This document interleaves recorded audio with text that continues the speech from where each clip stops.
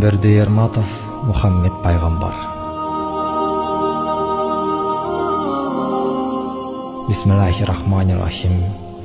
Кармаган калем, жаздырган илхам менен ант берем. 68-сүрө 1-аят.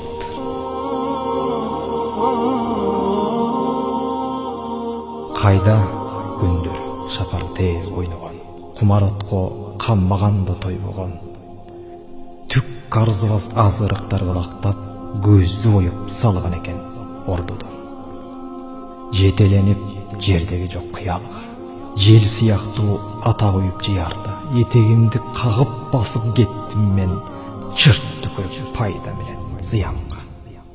Майда барат жеңиштерге шыктанып, жүрө бербей жанды аман куткарып, келдим мына буудай өскөн айылга, улуу дастан баштаганы куттарып.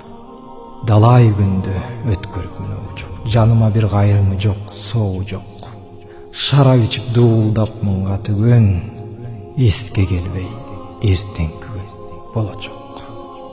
50 жашка келейин деп калыпмын, ырыскысын терип жедим кайыптын. Бул дүйнөдөн не бир даңгыр жол жатса, өз башымды шоргоп барып сайыпмын. Ырга гана берип мен баш отумду, ыр менен мен көтөрүпмүн тосумду. Магдыраткан мактоо сөзгө кул болуп, аябапмын касымды да досумду. Азайбастан ошол курчтуу өрөнү, өмүрүмдү өргө тартып сүрөдү. Акындыктын оомат келген учурун жылчыгы жок нөшөр болуп түгөлү. Сөзгө айланып жан дүйнөмдүн жарыгы, уламысып саптарымдын тамыры, миллиондордун жүрөгүнө өрт коёр, мен тандаган жылдызымдын жарыгы. Ант кыламын, дилимди бүт берем, өзүмдү өзүм жууруп миң бир эмин. Актыктын бул эң бир улуу жолунда билем далай, чычаладай күйөмүн. Оңой жолду тандабадым атай, өзүмдүн бир алкагымды ачайын.